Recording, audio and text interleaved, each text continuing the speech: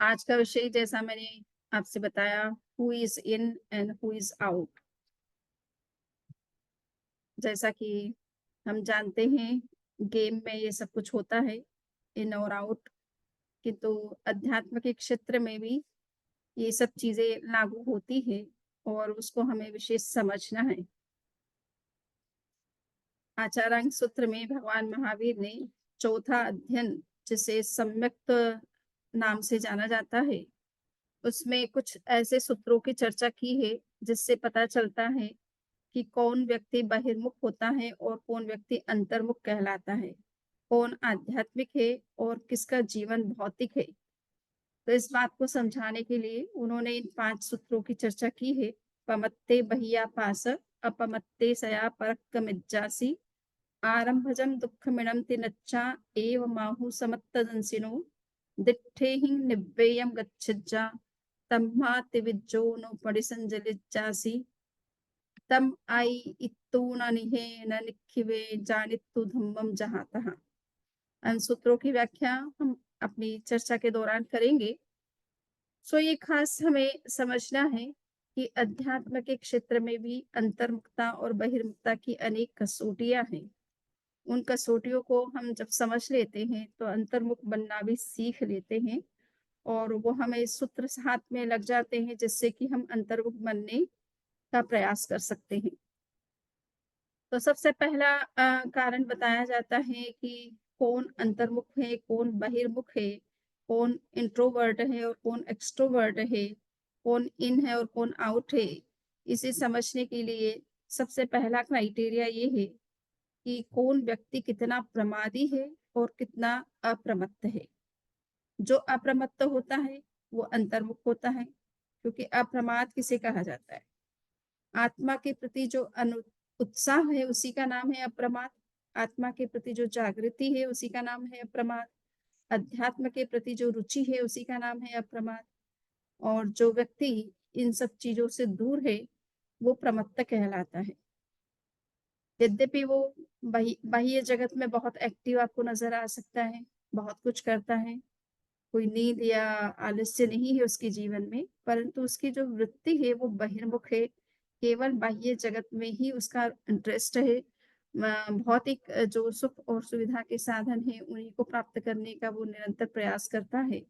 किंतु आध्यात्मिक दृष्टि से उसकी क्या प्रगति होनी चाहिए, उसका क्या लक्ष्य होना चाहिए, किस तरह से उसको प्रयास उस दिशा में भी कुछ प्रयत्न करना चाहिए, क्या अचीव करना चाहिए, इस विषय में उसका चिंतन एक तरह से जीरो होता है। तो जो प्रमादी व्यक्ति है वो एक तरह से अध्यात्म के क्षेत्र में बहिर्मुख माना जाता है, आउट माना जाता है। और जो अंतर्मुख होता है उसे इन कहा जाता है, इंट्रोवर्ट कहा जाता है। So when one becomes aware of his spiritual growth and makes sincere efforts for that, he is introvert, and opposite to it is extrovert. So introvert और extrovert की एक हमारे सामने क्राइटेरिया आ गया, एक मापदंड जिसे हम कहते हैं, जिसके आधार पर हम अपने आप को मेजर कर सकते हैं, जज चेक कर सकते हैं कि हम कितना अपना समय जो है आध्यात्मिक क्रियाओं में लगाते हैं और कितना समय हम बाह्य जगत में लगाते हैं, बाह्य लक्ष्यों को प्राप्त करने में लगाते हैं। इसके अलावा भी कई इस तरह के बाह्य मापदंड हैं जिनको हम देख सकते हैं कि हम अंतर्मुख हैं या बहिर्मुख हैं। तो यहाँ पर कुछ पॉइंट्स इंडिकेट किए गए हैं। जैसे कि इंट्रोवर्ट होता है वो बहुत चिंतनशील होता है, हर बात को बहुत सोच विचार करके गंभीरता उससे चिंतन करके उस किसी विषय में अपना निर्णय लेता है। सारे जो positive negative pros and cons जो है उन पर विचार करता है और तब जा करके कोई एक्शन करता है। तो ये इंट्रोवर्ट की पहचान होती है कि वो बहुत चिंतनशील होता है, मनन करता है, चिंतन मनन मंथन करता है और उसके बाद ही किसी तरह के कंक्लूजन पर आता है। दूसरा है कि जो इंट्रोवर्ट होता है, he may need to think before speaking. वो जरूर कोई बात भी कहता है तो सोच विचार कर कहता है, चिंतन पूर्वक कहता है, हर किसी तरह की भाषा का प्रयोग नहीं करता है, बड़ा विवेकपूर्ण उनकी भाषा होती है, बड़ी कहना चाहिए कि शालीन जो है वो लैंग्वेज होती है। उनकी भाषा में बड़ा संयम होता है और हर बात को कहते समय वो पूरी तरह से कैसे उचित शब्दों का प्रयोग करना चाहिए, किस चीज़ को कहने के लिए, उसके प्रति उनकी पूरी जागरूकता होती है। और ये हम आचार्य ऋषि महाप्रज्ञ जी के लाइफ को देख महाश्रमण जी के लाइफ को देख सकते हैं। वो जब कभी किसी से कोई बात करते हैं या किसी तरह का डिसीज़न लेते हैं, तो बड़ा सोच-विचार करके, चिंतन-मनन करके और तुरंत कोई बात को जवाब जल्दी से नहीं देते हैं। पहले वो अच्छी तरह से सोचते हैं, अपने इंटरनल जिन लोगों से उनको डिस्कशन करना है, उनसे बात करके कोई डिसीज़न लेते हैं। और बोलने में बड़ा सीमित शब्दों का प्रयोग करते हैं, बड़े जागरूक होकर के शब्दों का प्रयोग करते हैं। अगर उनको स्टोरी भी कोई कहना है, तो वो स्टोरी भी हम जानते हैं कि कोई स्टोरी जो कही जाती है, वो बहुत पास्ट की कुछ ऐसी बातें, कहानियाँ होती हैं जिनके हम साक्षी नहीं होते हैं। एक्चुअल में क्या हुआ, क्या नहीं हुआ, उस घटना के बारे में हमें जानकारी नहीं होती है। और पुस्तकों में हम पढ़ कर के उस बात को जब कहते हैं, तब अपने तरीके से ही उसका इंटरप्रिटेशन करते हैं या अपने तरीके से उसे जो है एक्सप्रेस करते हैं। तो उसमें भी सावधानी वो कितनी बरतते हैं। वो जब कभी कोई स्टोरी बोलते हैं, तो वो ये कहते हैं कि ये स्टोरी जो है मैं अपनी भाषा में बोल रहा हूँ। इट मीन्स मैं अपनी तरीके से जो समझ रहा हूँ और मैं जिस भाषा में इसको कहना उचित समझता हूँ, उस भाषा में मैं बोल रहा हूँ। और वास्तविकता कुछ और भी हो सकती है। तो कहने का इतना ही मतलब है कि भाषा का बड़ा विवेक होता है, जो अंतर्मुख व्यक्ति होता है, वो हर तरह के शब्दों का प्रयोग नहीं करता है, करता भी है तो अपने ऊपर उसका वो रिस्पॉन्सिबिलिटी लेता है कि ये बात मैं अपने तरीके से कह रहा हूँ। हो सकता है रियलिटी कुछ और भी हो। सो ये इंट्रोवर्ट की एक दूसरी एक पहचान हो जाती है। तीसरा जो क्राइटेरिया है कि ही may excel in situations requiring complex thought and preparation. तो कभी-कभी कुछ ऐसी सिचुएशंस होती है जिसमें कि बहुत कुछ अच्छी गहराई से सोचने की आवश्यकता होती है या डीपली उसका एनालिसिस करने की आवश्यकता होती है। तो और या पूरी तरह से उसके पहले उस डिसीज़न पे आने से पहले अच्छी प्रिपरेशन भी होनी चाहिए। कोई बात का हम मान लीजिए अनाउंसमेंट करते हैं या कुछ भी करते हैं, तो उसमें भी पूरा हमारे सावधानी होनी चाहिए कि हम जो बात कह रहे हैं वो हम फुलफ़िल कर सकेंगे कि या नहीं कर सकेंगे। हम उस फ़ील्ड में जो हमें करना चाहिए वो हमारी करने की पूरी तैयारी है या नहीं है। तो इस तरह की बातों में वो सावधान रहते हैं, जागरूक रहते हैं। कुछ इस तरह के अनाउंसमेंट नहीं करते जिनको कहते हैं कि वो नेताजी का जो है दावा एक तरह से। नेता लोग जिस तरह से चुनाव के समय में बड़े-बड़े दावे करते हैं जनता के साथ साथ सामने और जब वोट मिल जाते हैं, पोज़ीशन मिल जाती है, फिर भूल जाते हैं कि उन्होंने जनता से क्या दावे किए थे, वो कितना फुलफ़िल कर रहे हैं या उस डायरेक्शन में क्या वो एक्शन ले रहे हैं। तो इस तरह की बातें अंतर्मुख व्यक्ति नहीं करते हैं। वो बड़े सोच समझ कर के कोई बात कहते हैं। दावा भी अगर करते हैं, क्लेम करते हैं, तो वो भी चिंतनपूर्वक करते हैं। He may prefer to spend more time in solitude, but also enjoys close companionships. तो इंट्रोवर्ट जो होता है वो ये करता है कि वो ज़्यादा एकांत में रहना पसंद करता है, परंतु इसका मतलब ये नहीं है कि कुछ जो उनके अपने साथी हैं या पारिवारिक जन हैं या नियर डियर वन्स हैं या जिनसे उनके रिलेशन अच्छे होने चाहिए, तो उनके साथ वो बैठता-उठता नहीं है, ऐसी बात भी नहीं है। उनके साथ भी अच्छा रिलेशन रखता है, किंतु ज़्यादा अपने में रहने का भी प्रयास करता है, ताकि अपने बारे में जो कुछ उसे सोचना है, करना है, वो भीड़ में तो वो नहीं सोचा जाता है। दूसरों के साथ हम बैठे हैं तो दूसरों की ही बातें की जाती है या उनकी कोई टॉपिक होते हैं उस पर कोई डिस्कशन होता है। हम अपने पर्सनल जो टॉपिक्स होते हैं उनको हम जो है ओपनली दूसरों के साथ डिस्कस नहीं करते हैं, एकांत में बैठकर उन पर विचार कर सकते हैं। सो ये इंट्रोवर्ट की कुछ साइन्स हैं कि वो किस तरह के व्यक्ति होते हैं, उनमें क्या विशेषताएँ होती हैं। इसके अलावा एक्सट्रोवर्ट के भी कुछ इस तरह के साइन हैं, वो बिल्कुल ही ऑपोज़िट आपको दिखाई दे रहे हैं कि वो किस तरह से होते हैं और कुछ चीज़ें ऐसी होती हैं जो दोनों में कॉमन होती है। तो कॉमन में देखते हैं कि इधर में excel in many situations by using personal strengths. तो ये अपनी मतलब कोई भी चीज़ में अपना जितना अच्छा एफर्ट डाल सकते हैं, अपनी ओर से ये प्रयास करते हैं और ये दोनों तरह के व्यक्ति हो सकते हैं। एक्सट्रोवर्ट व्यक्ति अपने फील्ड में डालेगा, इंट्रोवर्ट अपने जो है काम में, अपने फील्ड में अच्छा प्रयास कर सकता है। ईदर मे बी शाय और lack confidence in social situations. तो समटाइम्स ये हो सकता है कि जो इंट्रोवर्ट होते हैं, ज़्यादा अगर वो इंट्रोवर्ट हो जाते हैं, तो उनके अंदर कुछ शाइनेस भी आ जाती है और कुछ lack of confidence in social situation भी देखने को मिलता है।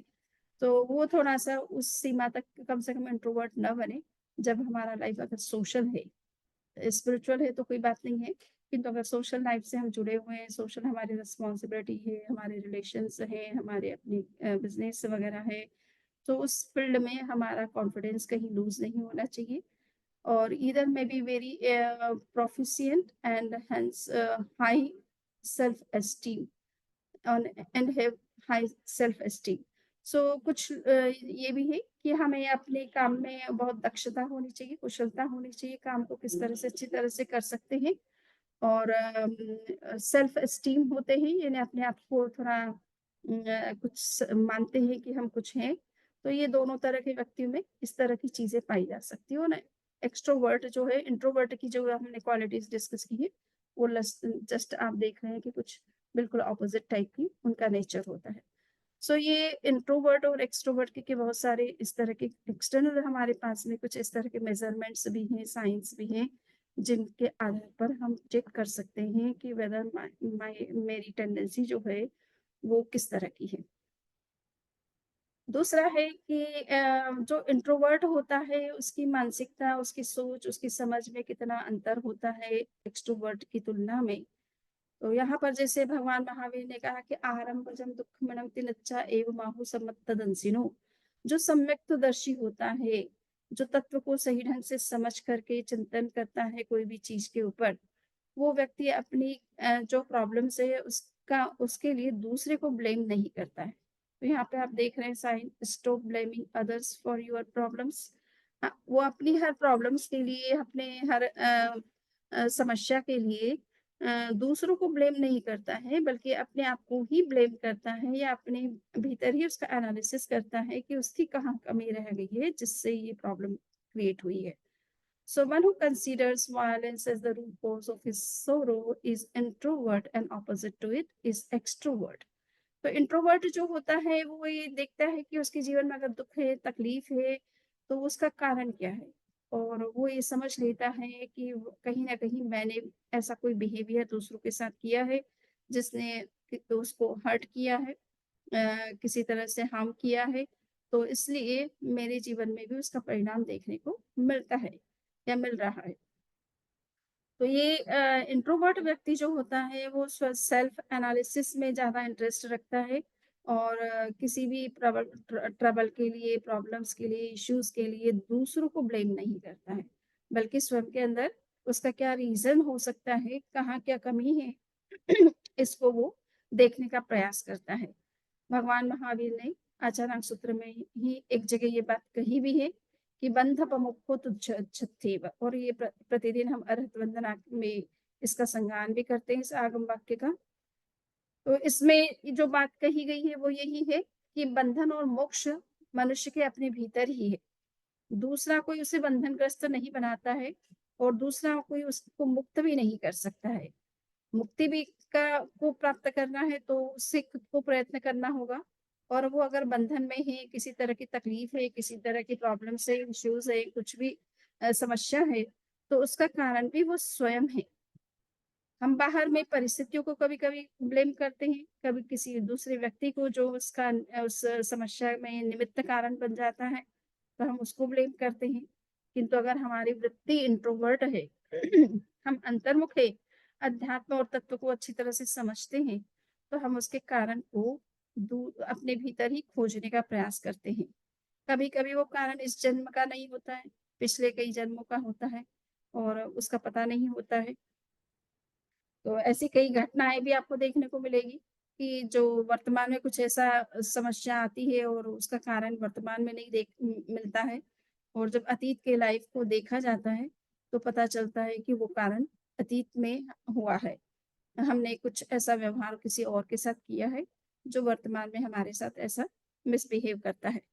सो ये बहुत सारे ऐसे एग्ज़ाम्पल्स हैं और हम अपने जीवन को कई बार अगर देखने का प्रयास करें, तो हमें ये लगता है कि कई बार हम वर्तमान में तो हमने वो चीज़ नहीं की है, बट उसका कहीं न कहीं उसका कारण जो है हमारे अतीत में छुपा हुआ रहता है।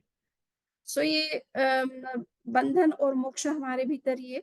गीता में भी इस बात को कहा गया है कि सर्वारंभा हि दोषेण धूमेनाग्निरिवावृतः। यानी जितने भी आरंभ वास्तव में जितने भी दुख होते हैं, समस्या होती है मनुष्य के जीवन में, उसका सबसे बड़ा कारण, मूल कॉज़ जो है, आरंभ है, यानी हिंसा है। तो सांसारिक जितने भी कर्म होते हैं, क्रियाएँ होती हैं, आवश्यकता के कारण से मनुष्य को करनी पड़ सकती है, किंतु उन सब में कहीं न कहीं कुछ न कुछ हिंसा का इन्वॉल्वमेंट रहता है। इसलिए जहाँ हिंसा है, वहाँ दुःख का होना भी निश्चित है। तो जैसे जहाँ धूम है, वहाँ अग्नि का, जैसे अग्नि धुआँ अग्नि के साथ रहता है। जहाँ अग्नि होगी, वहाँ धुएँ की संभावना हो सकती है। यद्यपि ये कोई निश्चित नियम नहीं है कि जहाँ-जहाँ अग्नि हो, वहाँ-वहाँ धूम होता ही है। ये हम तर्कशास्त्र में काफ़ी इस चीज़ को चर्चा करते हैं कि अग्नि जहाँ-जहाँ है, वहाँ धूम का होना कोई निश्चित नहीं है। किंतु हाँ, जहाँ-जहाँ धूम होता है, धुआँ होता है, स्मोक होता है, वहाँ निश्चित रूप से कोई न कोई अग्नि अवश्य होगी। तो अगर धुआँ दिखाई दे रहा है, दुःख दिखाई दे रहा है, समस्या दिखाई दे रही है, कठिनाइयाँ दिखाई दे रही है लाइफ में, तो निश्चित रूप से उसके का कोई न कोई कॉज़ होना चाहिए, और वो कॉज़ कहीं न कहीं हमारी द्वारा की गई छोटी-बड़ी जो है, वो नेसेसरी अननेसेसरी वायलेंस उसका कारण बनती है। सो हिंसा जो है वो दुःख का कारण है, और इसलिए जब कभी जीवन में दुःख होता है, तो ज़्यादा अच्छा रहता है कि हम उसके पीछे रहे हुए हमारे उन एक्शंस को देखें जिसने किसी तरह का किसी प्राणी का हर्ट किया है, हार्म किया है, किल किया है, वायलेट किया है। सो उसी के कारण से वो समस्या हमारे लाइफ में आती भी है। सो कहने का इतना ही मतलब है कि दुःख, समस्याएँ जितनी भी मनुष्य के जीवन में आती है, बाह्य परिस्थितियाँ उसमें कारण बन सकती हैं, निमित्त बन सकती हैं, बाह्य व्यक्ति भी निमित्त बन सकता है, किंतु या प्राकृतिक परिस्थितियाँ भी जो है कैलेमिटीज़ भी उसका कारण बन सकती है।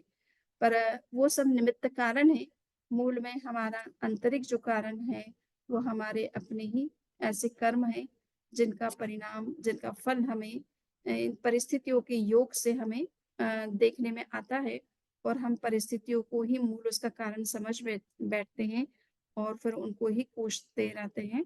अपने अंदर वो जो परिवर्तन लाना चाहिए, वो हम नहीं लाते हैं। सो ये अंतर्मुख व्यक्ति जो होता है, वो एक कोशिश करता है कि अपने स्वयं का परिष्कार करने की कोशिश करता है, किसी और को ब्लेम नहीं करता है।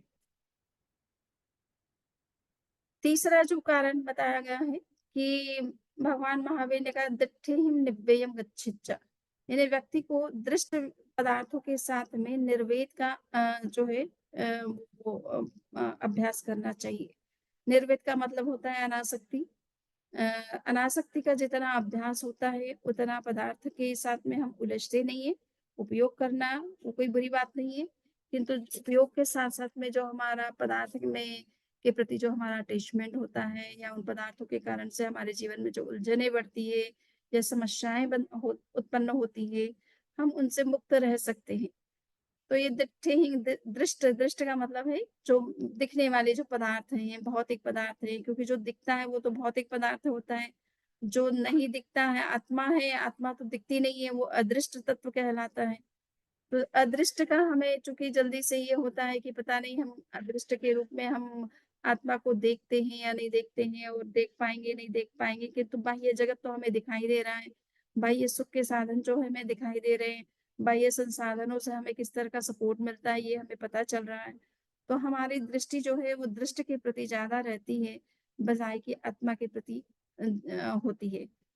The one who uses material stuff and comforts but is not attached to them is introvert, and opposite to it is extrovert. तो जो व्यक्ति बाह्य पदार्थों में का उपयोग ही नहीं करता, बल्कि उनसे अटैचमेंट भी उसका हो जाता है, उससे अटैच्ड होता है, तो वो इंट्रोवर्ट वो एक्सट्रोवर्ट होता है। और इससे अपोजिट, यानी जो पदार्थ का उपयोग करता है किंतु साथ-साथ में किसी तरह का अटैचमेंट, मोह नहीं रखता है, ममता नहीं रखता है, तो ऐसा व्यक्ति इंट्रोवर्ट कहलाता है। कई बार ये होता है कि कुछ लोग धर्म के प्रति आस्था रखते हैं, और धर्म का आचरण भी करते हैं। किंतु जब आप मंदिर में जाते हैं या कहीं इस तरह के धार्मिक स्थल पर जाते हैं तो अगर उनको सुनने का या जानने का प्रयास करें, तो कभी-कभी जो धार्मिक दिखते हैं वो भी मंदिर, मस्जिद इसलिए जाते हैं कि उन्हें कुछ पाना है। तो वो व्यक्ति दिखने में बाहर से धार्मिक है, किंतु भीतर से वो इंट्रोवर्ट नहीं है, वो एक्सट्रोवर्ट ही कहलाता है। जो पदार्थ के लिए, पदार्थ पाने के लिए, धन पाने के लिए, संपत्ति पाने के लिए, पद या प्रतिष्ठा पाने के लिए या संतान को प्राप्त करने के लिए कभी-कभी धार्मिक स्थलों पर जाते हैं या मंत्र की साधना करते हैं या अन्य अनुष्ठान करते हैं। तो जो भौतिक लक्ष्य से धर्म की आराधना कर रहा है वो भी व्यक्ति जो है स्ट्रिक्ट सेंस में इंट्रोवर्ट नहीं, वो भी एक तरह से एक्सट्रोवर्ट ही है होता है। किंतु जिसका उद्देश्य आध्यात्मिक उन्नयन है, कर्म निर्जरा है, आत्मशोधन है, आध्यात्मिक उन्नति है, इनर कनेक्शन के लिए वो जो धर्म की आराधना में लगता है, वो व्यक्ति निश्चित रूप से इंट्रोवर्ट ही है, उसे हम एक्सट्रोवर्ट नहीं कहेंगे। तो हमें ये देखना है कि हम कहीं धर्म की आराधना जो कर रहे हैं, वो किसी पुण्य प्राप्ति के लिए, किसी भौतिक सुख को पाने के लिए, किसी स्वर्ग को पाने के लिए तो नहीं कर रहे हैं। अगर ऐसा नहीं है, तो अच्छी बात है। आचार्य भिक्षु का जब अंतिम समय चल रहा था, तो उन्होंने उनके पास में तीसरे जो आचार्य ऋषि राय जी थे, बालक अवस्था में थे और उन्होंने आचार्य भिक्षु से ऐसे ही कहा कि आप अब समय आपका बहुत कम रह गया है, तो आप स्वर्ग का तो मोह नहीं है आपको? तो उन्होंने कहा कि मेरे को स्वर्ग का किस लिए मोह होता है? मैं स्वर्ग के लिए क्यों कामना करूँ? मेरा जो लक्ष्य है वो केवल मोक्ष है, कर्म निर्जरा है। सो ऐसे जो महापुरुष होते हैं तो उनका तो लक्ष्य वैसा ही वही होगा। वो तो ऐसे भी उच्च कोटि के साधु थे, आचार्य थे। बट एक सामान्य जो भी व्यक्ति है धार्मिक अनुष्ठान करता है, उसका भी प्रयोजन जो है वो आध्यात्मिक उन्नति होना चाहिए, निर्जरा होना चाहिए, आत्मशुद्धि होना चाहिए, आध्यात्मिक उन्नति होना चाहिए, ना कि किसी प्रकार के भौतिक लक्ष्य की प्राप्ति होना चाहिए। सो परंतु फिर भी ज़्यादातर दूसरे जैन धर्म में तो निरंतर जो है लोगों को ये प्रेरणा दी जाती है कि आप भगवान से कुछ माँगेंगे, तो भगवान कुछ देने वाले नहीं हैं आपको। इसलिए आप मोक्ष के अलावा कोई चीज़ की कामना ना करें। तो जैनों को ज़्यादातर यही अभ्यास है, वो भगवान के पास जाकर के किसी भौतिक चीज़ की कामना नहीं करते हैं। वो केवल अपने आध्यात्मिक उन्नति या मोक्ष प्राप्ति की ही कामना करते हैं। किंतु ज़्यादातर धर्मों में हम जो लोगों को देखते हैं, उनके उद्देश्य ज़्यादातर बाह्य जगत से जुड़े हुए होते हैं और इसीलिए कभी-कभी ये संदेह होने लग जाता है कि ये पैसा परमात्मा है या परमात्मा कोई पैसे से अलग कोई चीज़ है। आचार्य श्री महाप्रज्ञ जी खुद अपनी पुस्तक में लिख रहे हैं कि कभी-कभी इस तरह की स्थितियों को देख कर के ऐसा लगता है कि पैसा ही परमात्मा जैसे मनुष्य के लिए बन चुका है। तो किसी कवि ने ऐसे ही लिखा है कि ए पैसा तू ईश्वर तो नहीं है, किंतु तू ईश्वर से कम भी नहीं है ना? सो पैसे को मनुष्य जो है उतना महत्व देता है जितना एक ईश्वर को देता है। तो ये उसकी आवश्यकता हो सकती है, आवश्यकता के कारण से मनुष्य को सोचना भी पड़ता है उस विषय में। बट हमारा लक्ष्य स्पष्ट रहे कि हम जो धार्मिक या आध्यात्मिक आराधना करते हैं, उसका उद्देश्य हमारा आत्मशुद्धि होना चाहिए, न कि किसी भौतिक लक्ष्य की प्राप्ति होना चाहिए। सो ये निर्वेद हमारे अंदर कैसे पैदा हुआ?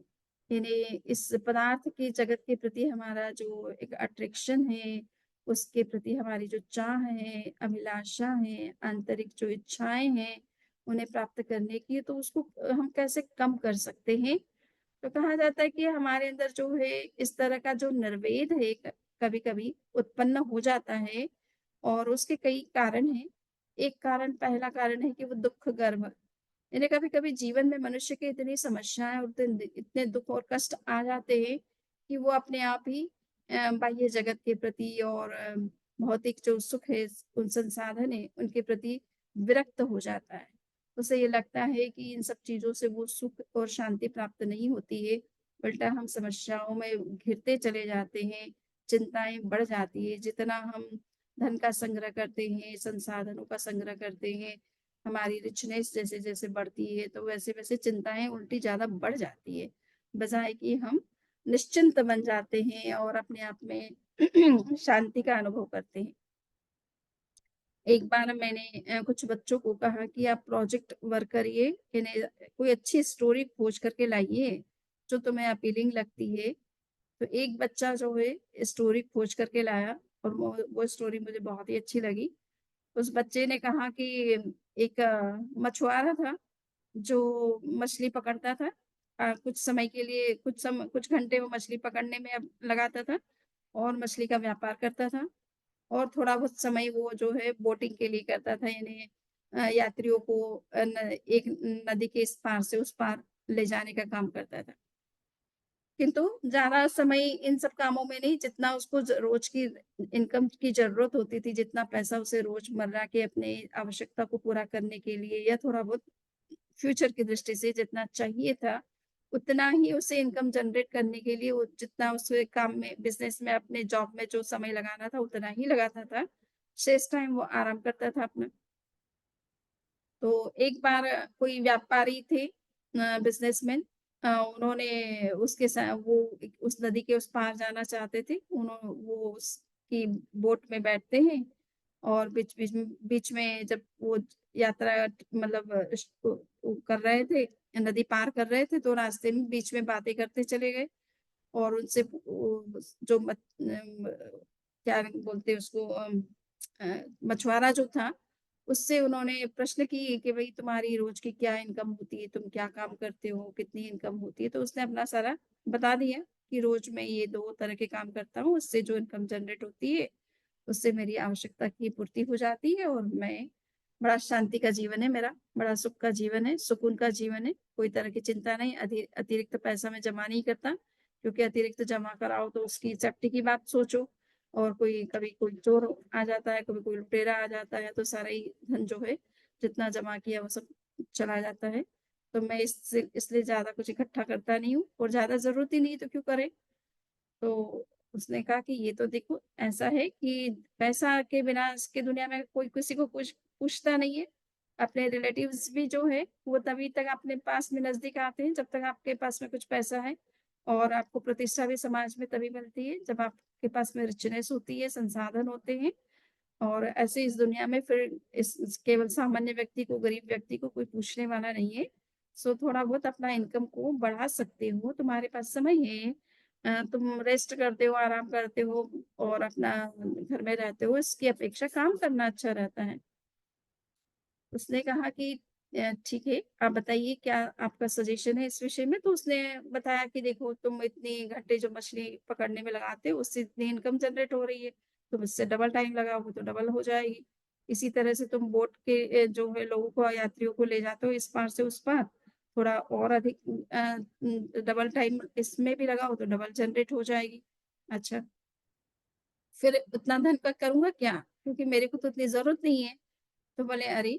पैसा होगा तो तुम अच्छा अपने बच्चों के लिए अच्छा एजुकेशन करवा सकते हो।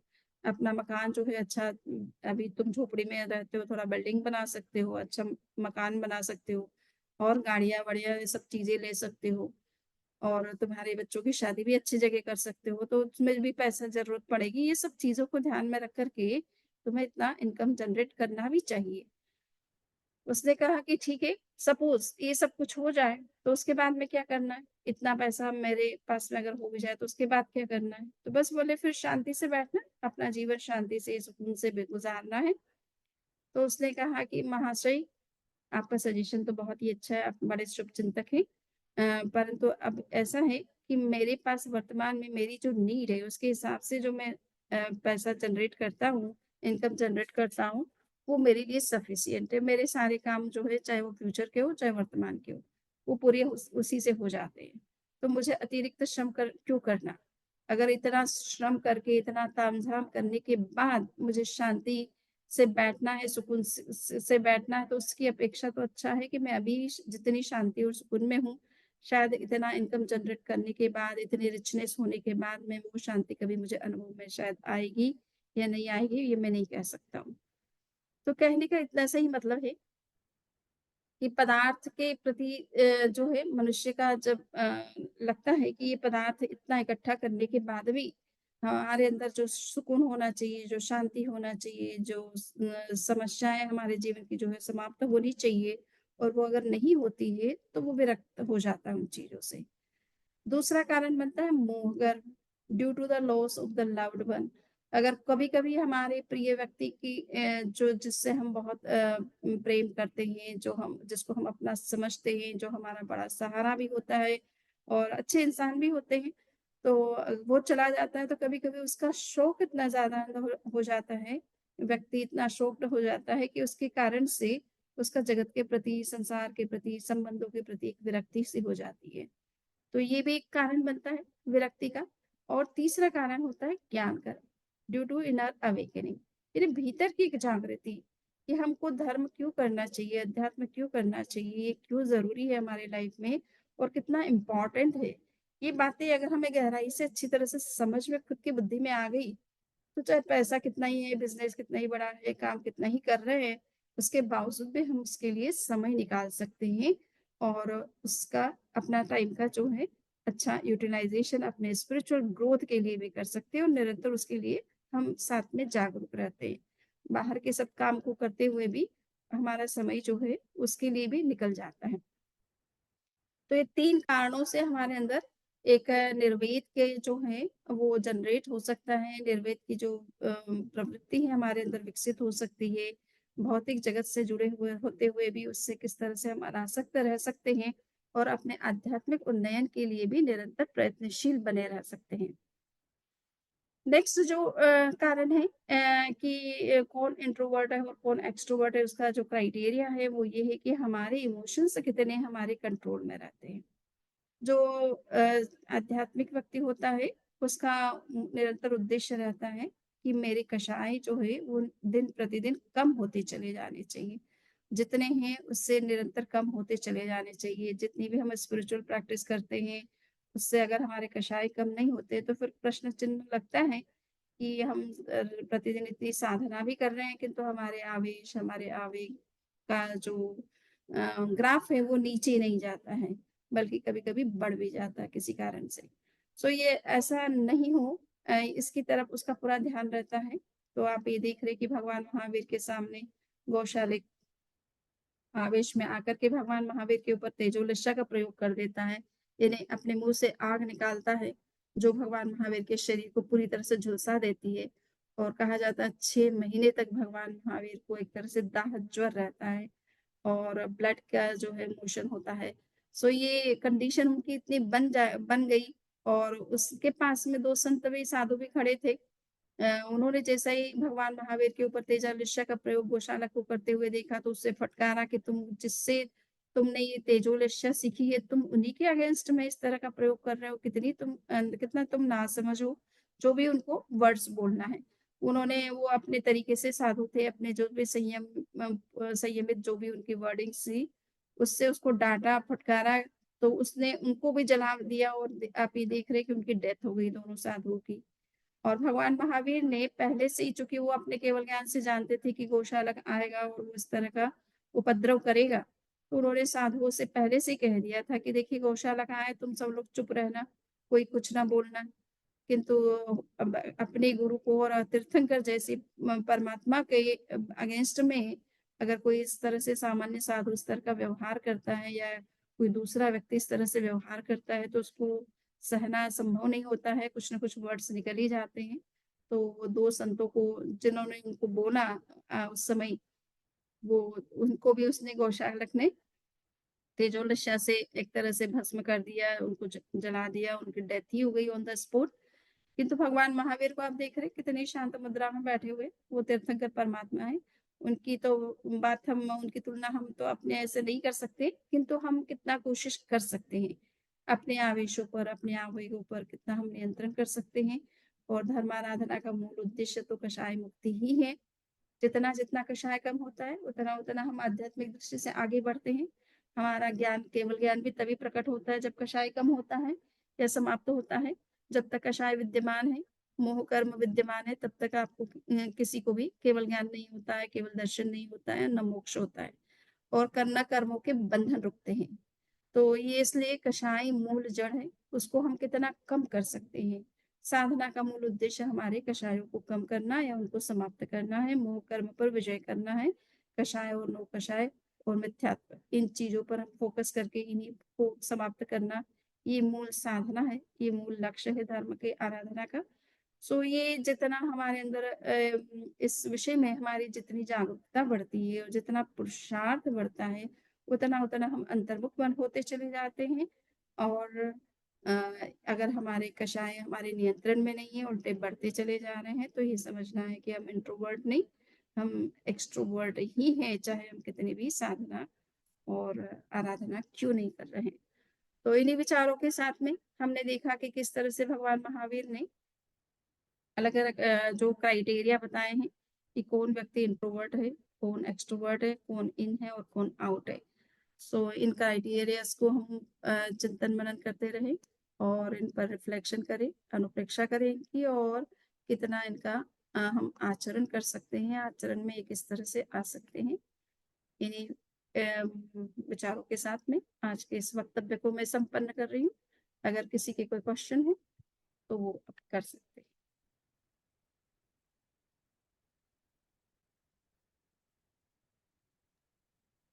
सो सभी नमामि अनम्यूटेड नमस्वामि। हाँ, यस। मोक्ष के लिए बताया कि भाव ध्यान जरूरी है। हुँ, अगर ध्यान में भाव नहीं हो, भाव उल्टे सुल्टे आते रहे, हुँ, तो हुँ, क्या वो ध्यान सही है? और दूसरी तरफ अगर भाव ऊंचे हो, ध्यान नहीं लगता और बार बार वो मिच्छा में दुकड़िम करके अपने को फिर भाव पे ले आता है, तो कौन सा सही होता है मोक्ष मार्ग के लिए?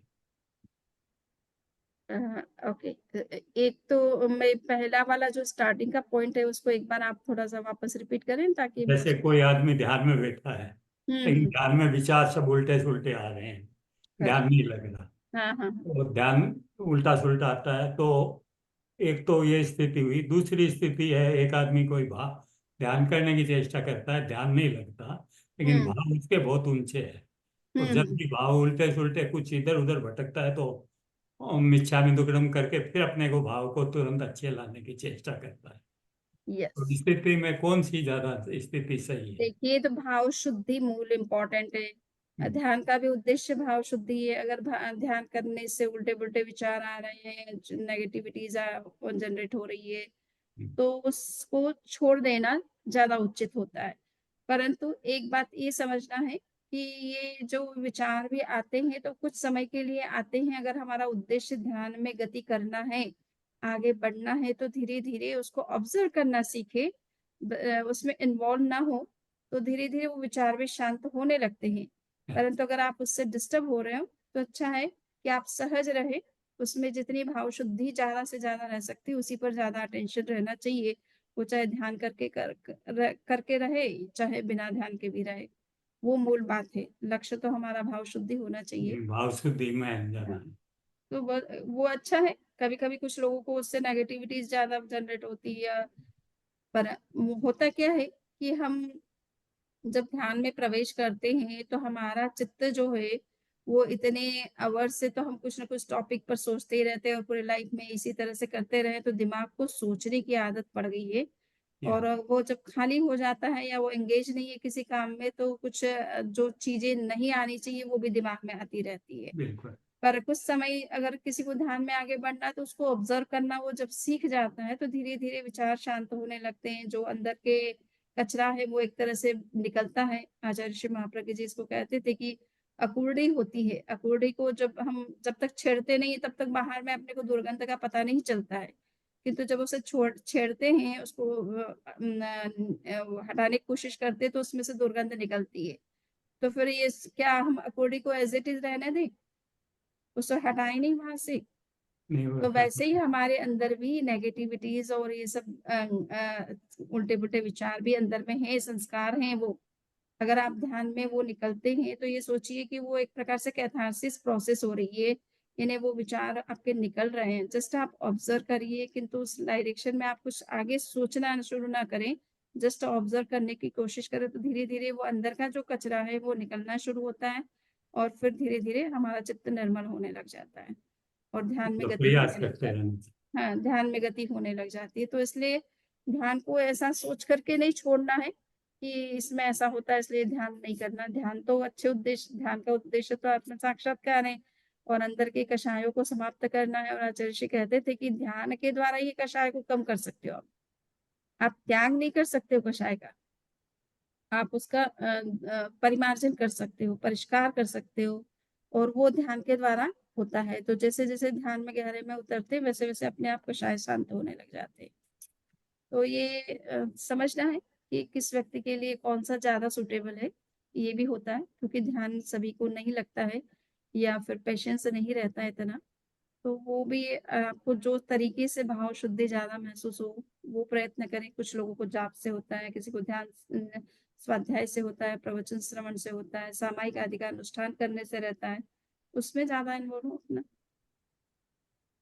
मंदा में मेरा एक प्रश्न है हुँ, कि हम व्यावहारिक लाइफ में जब बोलते हैं और कोई आदमी गलत बोल रहा है, हुँ, अब हमारे पास दो सिचुएशन है, या तो हम वहां से चले जाएं उठ के क्योंकि हमको अच्छा नहीं लग रहा है और हुँ, वो हमको मालूम है कि ये गलत है, हुँ, और दूसरा ये है कि हम उसको वहां पे डिस्कस करके करेक्ट करने की कोशिश करते हैं। अगर उसको कोशिश करते हैं तो उसमें दो प्रश्न होते हैं, या तो वो समझ जाता है कि ये मैं गलत हूँ, और हुँ, या वो जिद्दी स्वभाव का है, वो उसके ऊपर बहस करता है और उससे एक सिचुएशन, गंभीर सिचुएशन खड़ी हो जाती है। ये कंपनियों में प्राय होता है जब मीटिंग्स होती हैं और ये इस तरीके की बात होती है। तो हुँ। प्रैक्टिकल लाइफ में हमने देखा है कि ये सिचुएशन ग्रेव सिचुएशन होती है। We are thinking in the benefit of the company, but the management is so egoistic hmm, that they want to hmm, keep hmm. Their word. Yes. तो अब इसमें जो है 2 छोटी-छोटी स्टोरी सुनाना चाहूँगी। आपको ये देखना है कि पहली बात है कि हमारा उद्देश्य कोई भी बात को कहने का है, वो समस्या का समाधान करना है, समस्या बढ़ाना नहीं है, ठीक है? और दूसरा है कि व्यक्ति को भी देखना ज़रूरी है कि व्यक्ति कैसा है। अगर वो व्यक्ति कोई सुनने वाला नहीं, समझने वाला नहीं, ज़िद्दी स्वभाव का है और जो हमारे कहने पर भी कुछ क क बदलने वाला नहीं है, तो ऐसे व्यक्ति से थोड़ा बात करने में भी हमको सावधानी बरतना है। पर जहाँ तक आपका बिज़नेस या कंपनी का सवाल है, आपके अंडर में अगर इस तरह के कोई व्यक्ति वर्कर्स हैं या कलीग्स हैं या जो भी है, अगर आप उसको नहीं इंडिकेट करेंगे तो ये भी तो सही नहीं है, कंपनी के हित में नहीं है। सो और फिर आपका अधिकार भी अगर आप उस कंपनी के मालिक हैं, बॉस हैं, तो आपको कहना भी पड़ेगा। ऐसा चुप रहना भी सही नहीं होता है। इसके लिए मैं आपको जैसे ज्ञाता धर्म कथा की एक कथा है कि वहाँ एक हाथी जंगल में बैठा हुआ था, आराम कर रहा था। और सूंड फैला करके जस्ट आँखें खोलता है, बंद करता है, इस तरह से अपना आराम की रेस्ट की कंडीशन में था। पास में 2 गिरगिट खेल रहे थे। खेल नहीं रहे थे एक्चुअल में वो लड़ रहे थे। सो और जब 2 जने लड़ते तो एक थोड़ा स्ट्रॉन्ग होता है, एक थोड़ा वीक होता है और उस जो वीक था वो अपने बचाव के लिए देख रहा था कि वो स्ट्रॉन्ग जो है उसको बार-बार अटैक कर रहा था, तो उसने अपने बचाव के लिए हाथी की सूंड के 2 होल देखे तो उस एक होल के अंदर घुस गया। दूसरा उसको पकड़ने के लिए उस पर प्रहार करने के लिए वो भी उसके अंदर घुस गया और हाथी इतना बौखला गया क्योंकि हाथी ने देख तो लिया था कि गिरगिट खेल रहे हैं, पर वो चुपचाप रहा, न्यूट्रल रहा, उदासीन रहा जिसको कहते हैं। तो उदासीनता भी कभी-कभी बहुत खतरनाक हो जाती है, चुप रहना भी कभी खतरनाक हो जाता है, समस्या उल्टी बहुत बढ़ी जाती है उसके कारण से। तो जिस समय पे एक्शन जहाँ आप साधु नहीं हैं, आप गृहस्थ हैं, आपकी कुछ ज़िम्मेदारी है और कुछ कंपनी के आप मालिक हैं या आपको कुछ रिस्पॉन्सिबिलिटी दे रखी है, तो आप उस गलत आदमी को ठीक ना करें, ऐसा भी नहीं होता है। हाँ, ये है कि अब तरीका उसके लिए क्या हो सकता है, अपने को थोड़ा-सा ये देखना है। अ, तो एक तो ये है, दूसरा ये है कि कभी-कभी उस कुछ व्यक्ति को कहने में कोई फ़ायदा ही नहीं है सपोज़, तो या तो उस व्यक्ति को जॉब में रखा जाए, नहीं जाए रखा जाए, सीधा ही निर्णय उसमें लिया ज ले ले सकते हैं। बाकी मूल बात है कि अगर ऐसे व्यक्ति से अगर कहने से कुछ ज़्यादा समस्या बढ़ती है, तो उसमें भी थोड़ा सावधानी से काम लेना ज़रूरी होता है। कभी-कभी साइकोलॉजिकल तरीके काम में आते हैं या कभी कुछ इस तरह के जॉब में किस तरह की अपॉर्च्युनिटी उसको देना चाहिए, नहीं देना चाहिए, इसका थोड़ा विवेक रखना ज़रूरी होता है।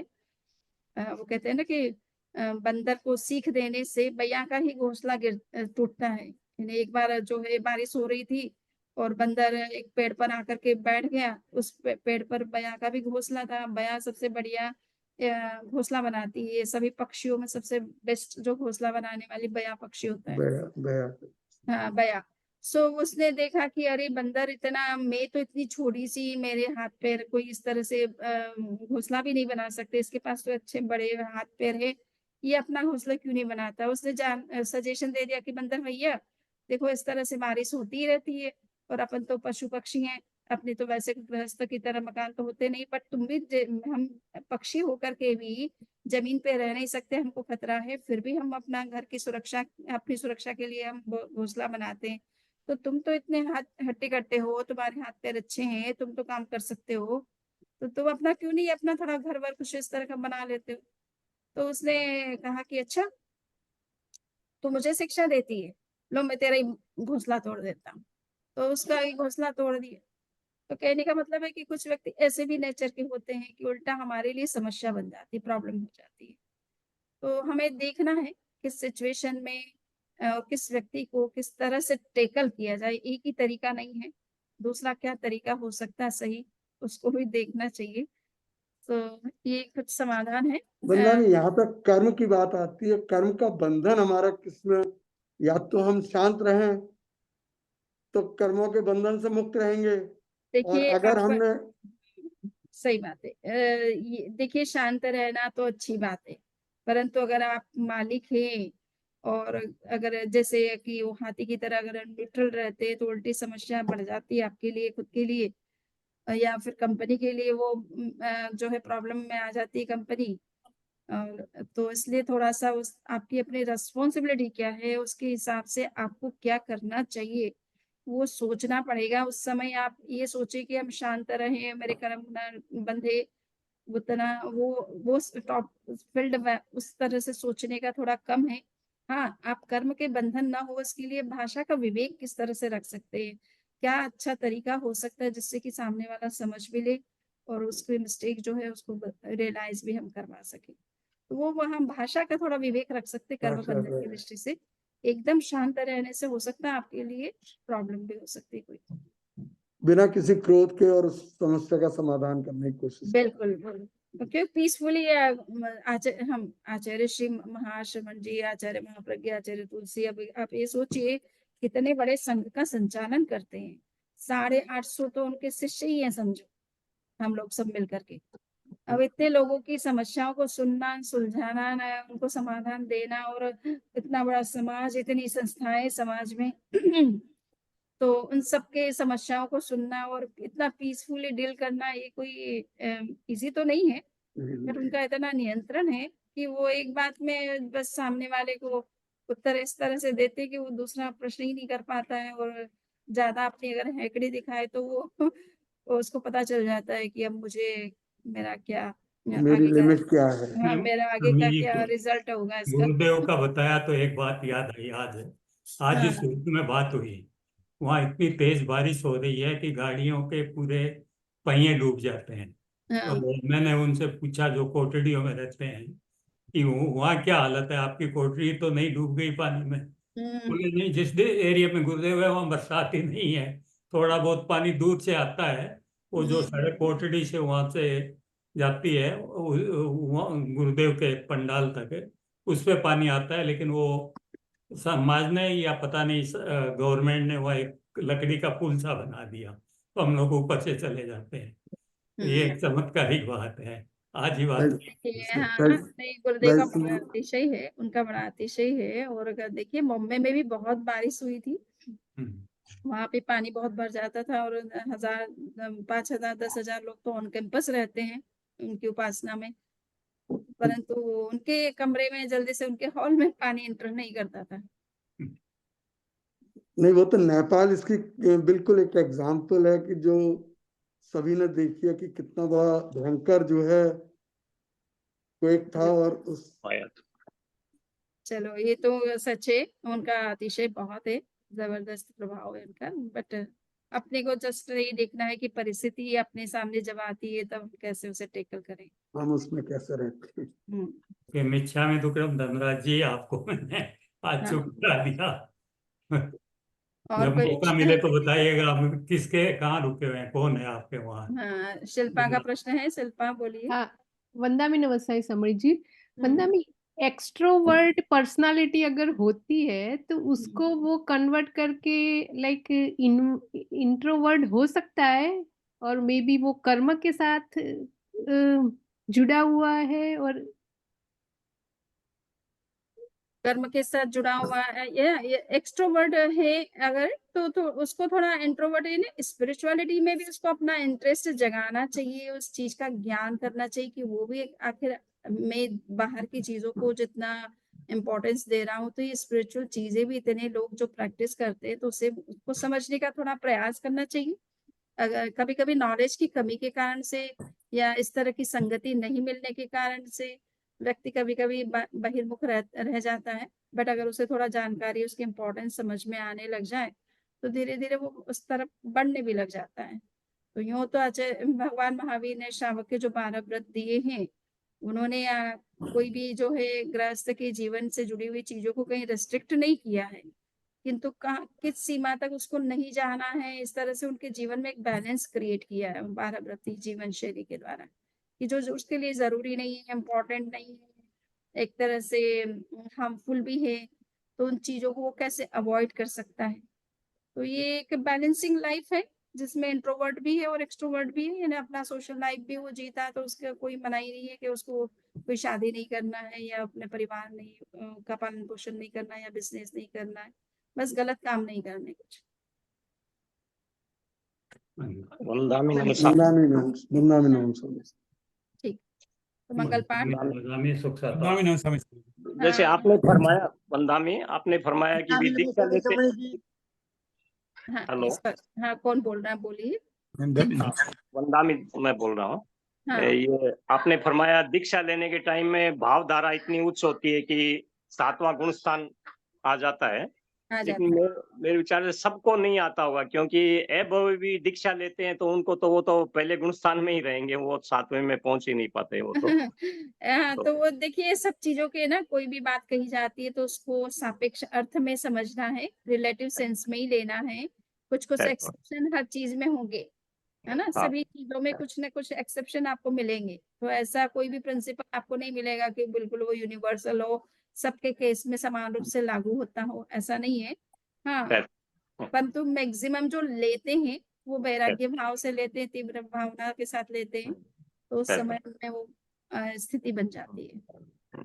तो ये अंगार मर्दन आचार्य आचार्य भी बन गए, वो तो अनुभवी थे। अब अभी का तो जो पहला ही गुण स्थान रहता है वो सात्विक का, वो तो उसको सात्विक कभी आना ही नहीं, दूसरा ही नहीं आना है, तो नित्य दृष्टि देते सात्विक कब हैं। आएगा उसको।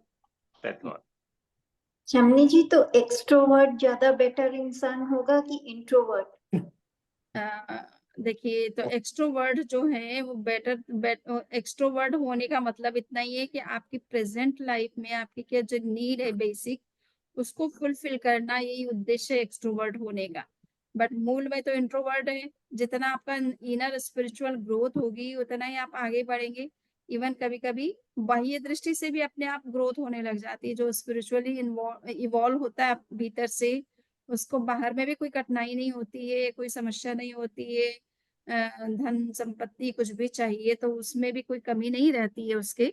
हाँ, मनुष्य को थोड़ा बहुत अपना उचित प्रयास तो करना ही पड़ता है, परंतु वो बहुत इजीली उसे मिल जाती है। तो इसलिए इंट्रोवर्ट तो मेन हमारा उद्देश्य होना चाहिए, किंतु उसके पीछे हमारा लक्ष्य ये नहीं होना चाहिए कि हम कोई रिचनेस हमें पाना है या कोई हमारा जो मटेरियल जो गोल है वो अचीव हमें करना है। हमारा स्पिरिचुअल ग्रोथ की दृष्टि से ही हम उसको करें।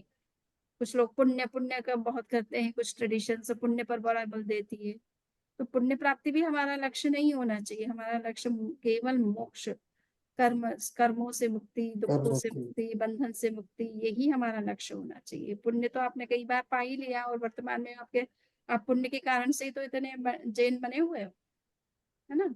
अब इस पुण्य का कुछ उपयोग करो अपने स्पिरिचुअल ग्रोथ के लिए, तो वो तो अपने आप अचीव होता है, उसके लिए हमें प्रयास नहीं करना है।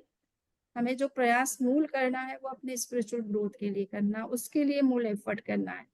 ये बाह्य चीजें तो अपने आप मिल जाती है उस व्यक्ति को। अब आचार्य श्री सपोज इतना बड़ा संघ लेकर के चल रहे हैं, हम तो सोचते हैं कि कोविड के टाइम में भी उन्होंने कहीं बिहार अपना रोका नहीं, अपना जो टारगेट था, जो उनकी डेट थी कि कहाँ मुझे कहाँ पहुंचना, तो इतने भयंकर कोविड के टाइम में भी वो पूरे इतने बड़े संघ को लेके चल दिए और उनकी व्यवस्था में कोई कमी नहीं हुई कहीं पे, है ना।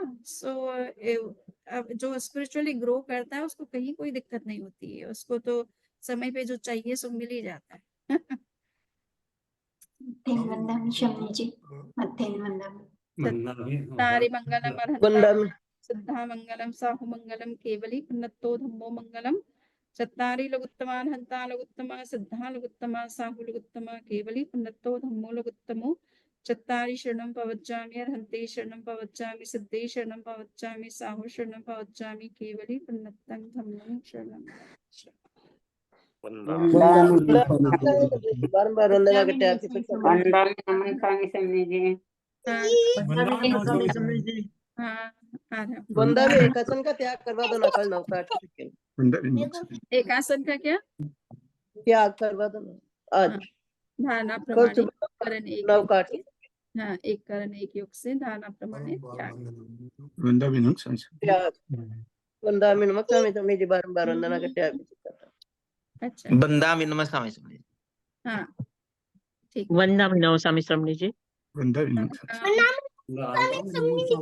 मेरा एक ही सवाल था कि भगवान महावीर ने अभय पर बहुत जोर दिया था। अप्रमादी बनने के लिए अभय को उन्होंने अहिंसा के से भी ऊपर माना, ये सही है या गलत? अभय पर भी बहुत बल दिया है और कभी कभी ये भी कहा जाता है कि भाई भगवान महावीर की साधना का बिगनिंग पॉइंट है अप्रमाद और अंतिम पॉइंट भी है अप्रमाद। अब ये समय समय पर होता है उनकी कौन से टॉपिक पर डिस्कशन चल रहा है तो वो सब बातें कह दी जाती है।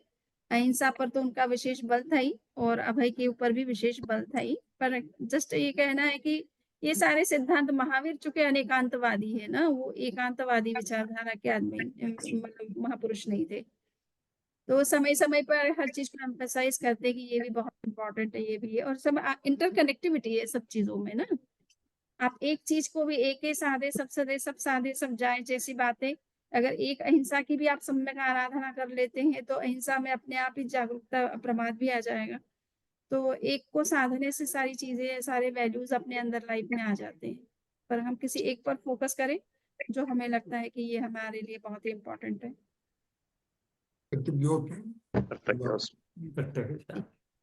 वंदा में नमन स्वामी समझी। हाँ